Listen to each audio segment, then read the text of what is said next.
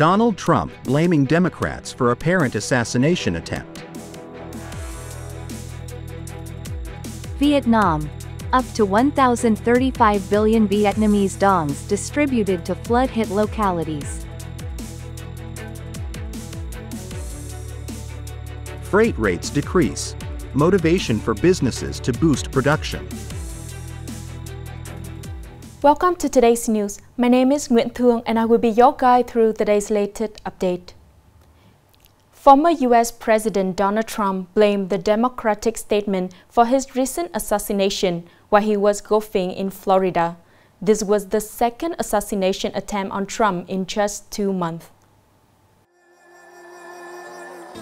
In an interview with Fox News, former President Donald Trump said that Trump accused his opponent, Vice President Kamala Harris, and President Joe Biden of taking politics in our country to a whole new level of hatred. He said their rhetoric is responsible for threats and violence against him, even though they routinely denounce political violence and did so on Sunday. In addition, Trump also criticized last week's debate with Vice President Harris as biased towards his Democratic opponent when both moderators of ABC News were on Ms. Harris' side. The outgoing head of NATO, Jens Stoltenberg, said on Monday in an interview that each NATO country will be able to make an individual decision on whether to allow Ukraine to use Western weapons for long-range strike into Russia. Ukraine has called on its allies for months to let Ukraine fire Western missiles deep into Russian territory. British Prime Minister and U.S. President held talks in Washington on Friday on whether to allow Kyiv to use the long-range missiles against targets in Russia. But no decision was announced. The NATO Secretary General once said that Ukraine has the right to launch attacks on Russian territory for self-defense purposes. However, he also noted the risks if the West decides to release long-range weapons in Ukraine.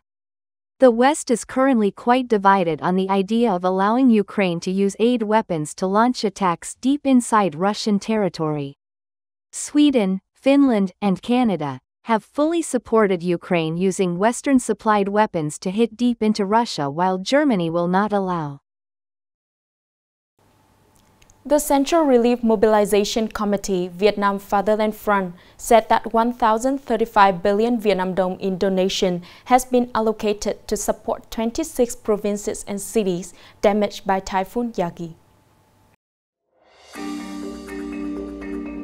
According to the Central Committee of the Fatherland Front, by 5 p.m. on September 16th, the Central Relief Mobilization Committee, Vietnam Fatherland Front, had received a total of 1,236 billion Vietnamese dongs in donations to support people damaged by Typhoon Yagi.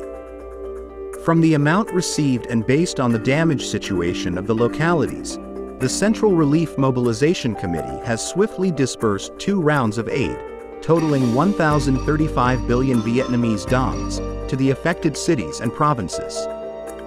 The Vietnam Fatherland Front Committee affirmed that the Central Relief Mobilization Committee will continue to update and publicize the list of supporting organizations and individuals on mass media. Coming up are some updated news. Recently, in Ho Chi Minh City, the National Innovation Center, under the Ministry of Planning and Investment, in coordination with the U.S. Department of State, the U.S. Embassy in Vietnam, and Arizona State University, organized the Human Resources Development Program in the microchip assembly, testing and packaging stages to help Vietnam be more ready to participate in the global semiconductor industry. The program aims to improve the business environment, expand the skilled workforce, and refine the legal framework to build the global semiconductor supply chain.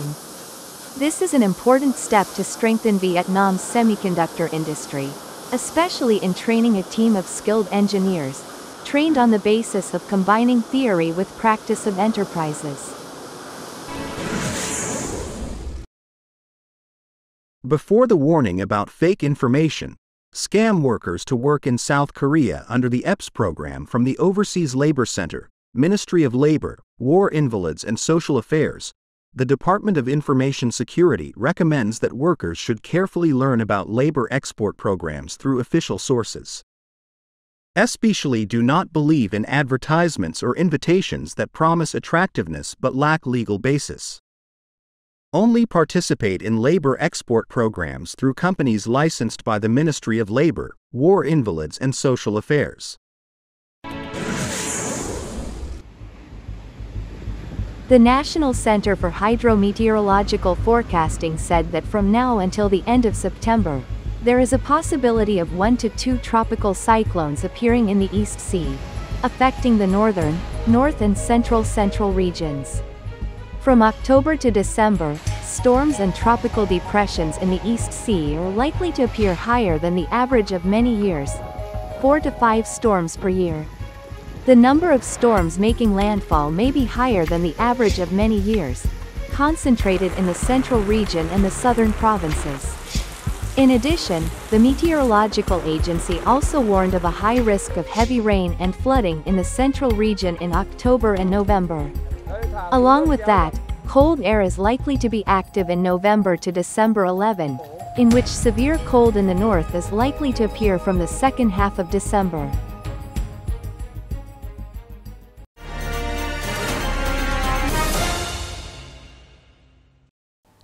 After a long period of skyrocketing growth, international container freight rates have now dropped sharply by 20 to 30%.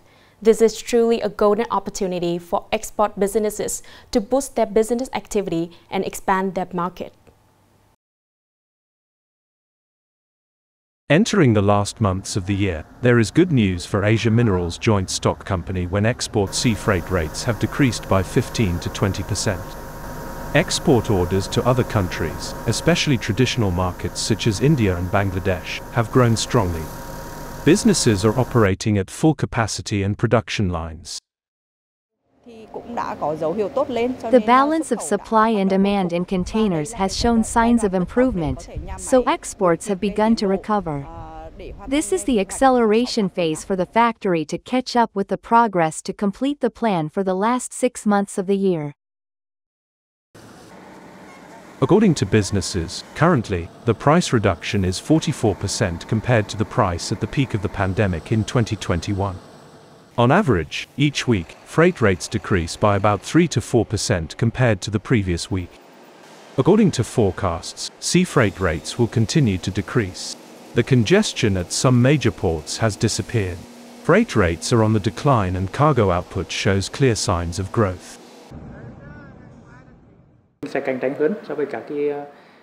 When freight rates are reduced, prices will be more competitive compared to businesses in other countries. Financial pressure on debt will also be reduced. Besides, ships will also move faster. Good signals from the market, orders and production maintaining the rhythm are good signals for businesses at this time. The number of businesses returning to the market and developing stably increased by over 20% compared to the same period, showing signs of positive economic recovery. In addition, interest rate and tax support policies are effective in supporting businesses during this recovery period. When we contact the banks, we receive very good support. We have ordered raw materials to prepare for the 2025 winter-spring crop. Entering the second quarter of the year, there have been many bright spots in industrial production and export activities of businesses in the province. The production index increased by 10%, and export value increased by 26%. This is also the time when businesses focus on boosting production and business to achieve their planned targets and revenue. Therefore, administrative reform and loan interest mechanisms need to be implemented more drastically and substantially. That is the end of today's news. Thank you for watching and see you next time.